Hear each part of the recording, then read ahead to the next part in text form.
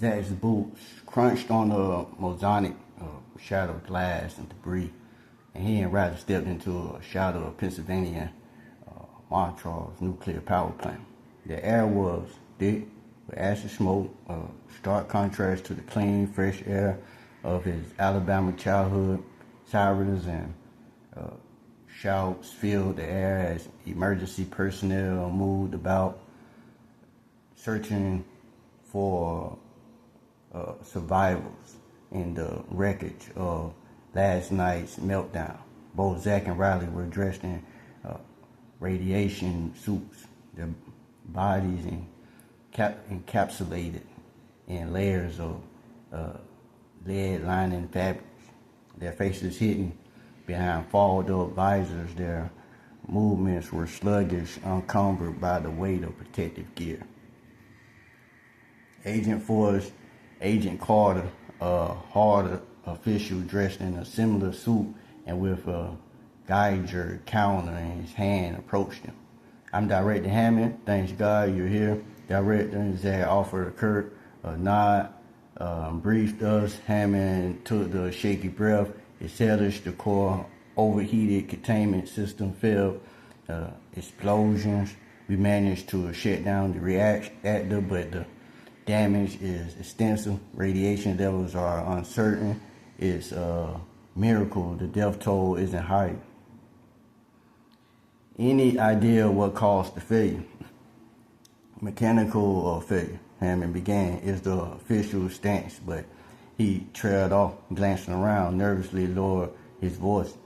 There have been whispers, discrepancies in the logs, unusual malfunctions weeks prior. I don't want to cause a panic, but we're not ruling out sabotage. Zach finished for him. His jaw tightened at the implications. Exactly, Hammond said. Relief evidence in his eyes that the agents understood the gravity of the situation. Riley stepped forward, her tone compassionate yet firm. "We'll need access to everything, records, security footage, personnel files, and your full cooperation. Of course." Anything, Hammond agreed, already motioning for aid to assist them. "How close can we get?" Zach asked. "With the radiation, I mean." Hammond bit his lip, taking a moment to consider. It's difficult to say at the moment. We're getting wildly different reports on radiation levels. This is no terrible. But there could still be pockets of radiation in high concentration. So your best bet, and checking the levels yourself. Here, take the counter. He handed Zach his guy's counter. "Thank you, Zach," said. "We're heading closer. See if we can find anyone who saw what happened." Hammond nodded. "Good luck, and if you start to feel sick, run like hell." The two agents nodded their affirmation and walked deeper into the smoky abyss of the plant wreckage.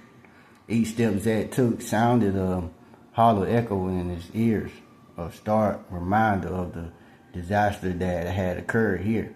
He moved carefully, the Geiger counter flickering erratically, its reading bobbing between safe and hazardous. Zach found himself holding his breath every time the needle aired towards the red zone. He had read about radiation poisoning, seen pictures of what it could do to human tissue, but standing here knowing he was walking through an invisible minefield that could kill him from the inside out made it disturbingly real. "Zach, over here." Riley's voice cut through Zach's thoughts. He turned, following her pointed gesture to where a company employee sat on the curb, his face ashen, eyes wide with shock. He wasn't wearing a suit, which suggested he may have only recently escaped the plant. Without a word, Zach strode over, his mind already forming the question he needed answers to. "Tell me everything you saw," he demanded. The man flicked his recorder from Zach's intensity. It was just too fast, the man sure. Zach's impatient shimmered below the surface, but he kept his expression neutral. Time was of the essence, and this man could hold the key to what they were dealing with. We need to get him away from the plant, Riley said. It's too dangerous. The radiation levels are low here, Zach answered. He turned his attention back to the man, focused. We need details. The man, however, seemed to fold inward, his words trapped behind the barrier of trauma as he stared into the distance with hollow eyes. Zach, Riley said sharply, he's in danger. This isn't the place to question him. Our country may be in danger, Zach answered. I just need a few answers. Now, are you going to help me or what? Clenching her jaw in frustration, Riley knelt beside the shaking worker, her hand lightly touching his arm. Hey, it's okay. We're here to help. Can you tell me your name? Her voice was soft, a stark contrast to Zach's commanding tone. The man's breathing slow, visibly calming by his empathetic approach. Tom Sanders. I work in the control room, he managed, glancing up at Riley with tentative trust.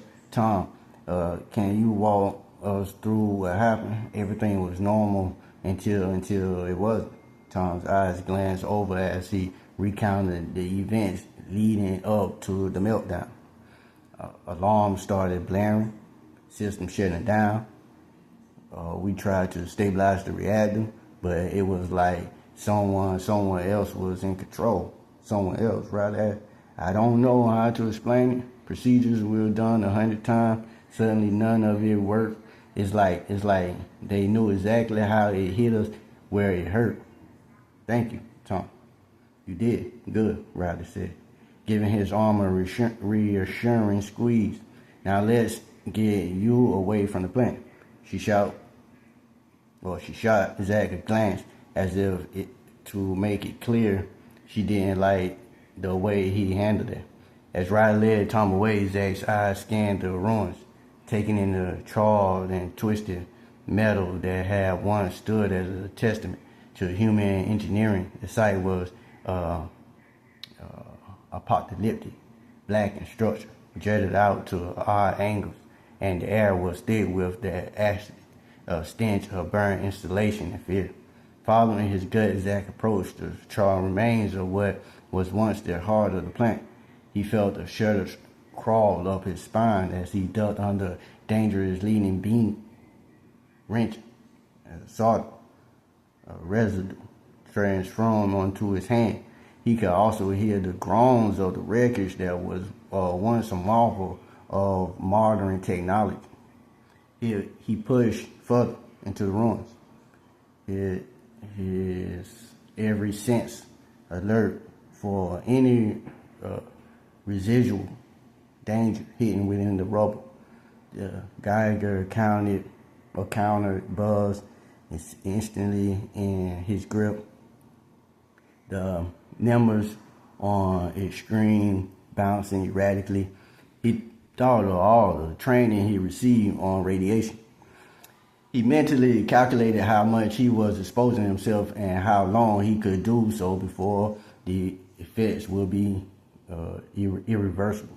I need to know what happened here, he thought. I can't leave until I do. Every instance he had was streaming that this was a deliberate, carefully orchestrated dance of death and destruction.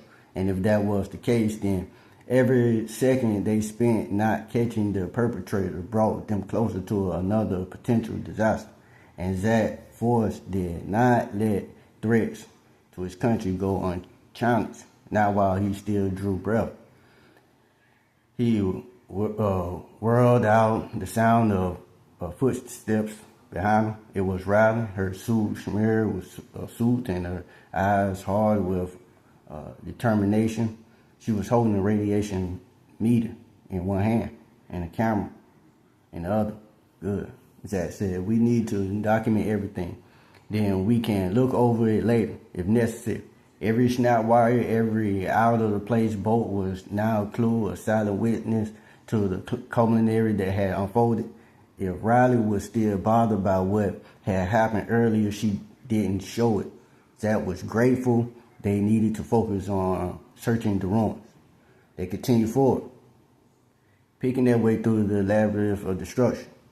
The twisted metals of rubber beneath their feet seemed to groan with the weight of the disaster's aftermath.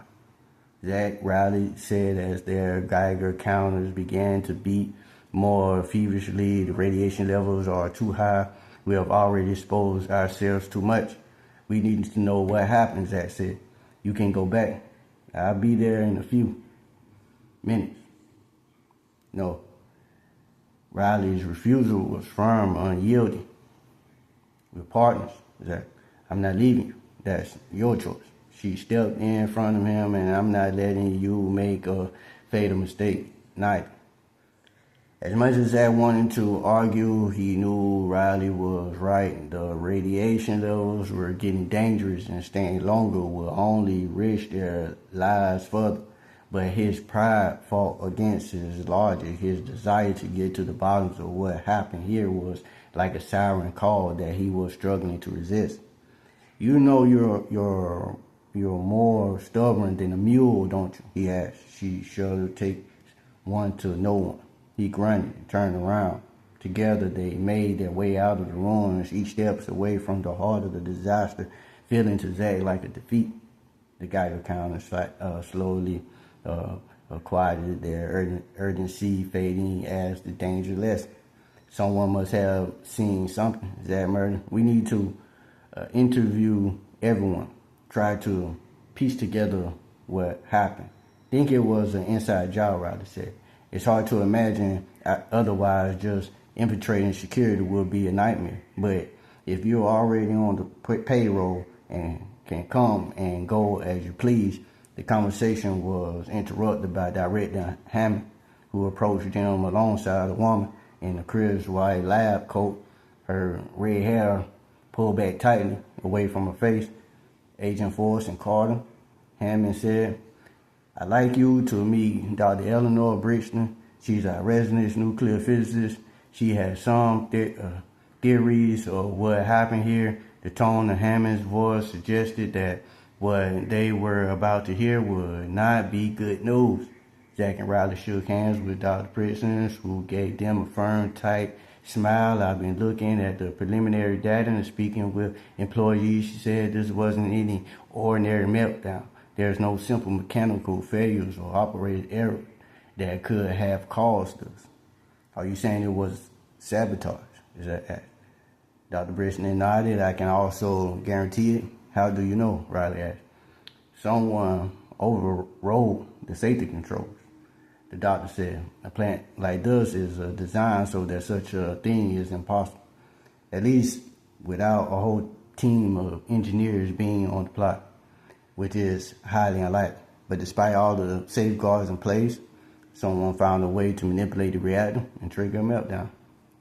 How? That asked. How did they override the safety controls? Dr. Brixton pressed her lips together.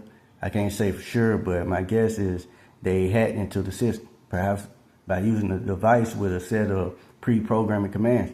That's the only way everything could happen so fast. Sounds sophisticated, Zach murmured. Dr. Brixton nodded. Very sophisticated. This wasn't done by some disgruntled employee. Whoever was involved, they were professionals, highly skilled, highly trained. They knew the plant, and they knew how to cause the most damage. Jack and Riley exchanged a glance. This was worse than they had thought. We need to find who's behind us immediately, Jack said. His jaw tightened. The person or people we're dealing with are not just a threat to the facility. They're a threat to national security. And potentially more than that, Dr. Brixton added, this power plant has sister facilities worldwide. If someone has figured out how to bypass the safeguards here, then the same methods could be used elsewhere, Riley said.